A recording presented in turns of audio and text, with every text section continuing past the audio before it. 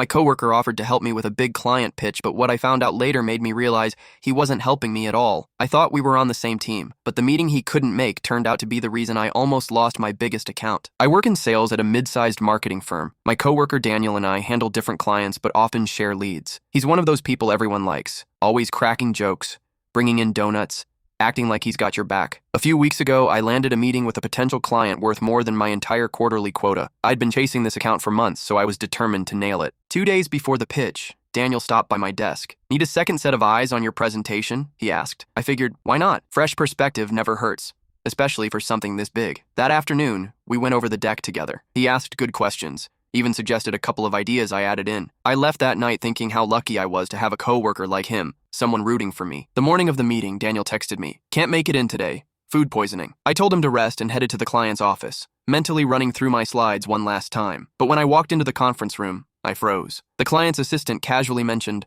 "Oh, I think we met your colleague yesterday." I smiled politely, but inside my brain was racing. Yesterday? I didn't have anything scheduled with them yesterday. The meeting went fine, but something felt off. The client asked oddly specific questions that seemed aimed at comparing me to someone else. Back at the office, I did a little digging. A friend in our admin team quietly told me Daniel had booked a coffee meeting with the same client the day before, without telling me. I didn't confront him right away. I wanted to see if he'd bring it up, or at least try to explain himself. 2 days later, I overheard him in the break room, telling another coworker, "If I can get them to switch, it'll be the biggest account I've ever had." That's when it clicked. He wasn't helping me with my pitch. He was prepping himself to poach the client. But here's the part I didn't expect. 2 days later, Daniel showed up at my desk looking pale. He asked if we could talk privately. Turns out his secret pitch had blown up in his face. He'd overpromised timelines, got key details wrong, and the client was now furious. They told him flat out they wouldn't be working with our company at all if he was their point of contact, which, for someone in his role, was basically a career ender. And now Daniel wanted me to smooth things over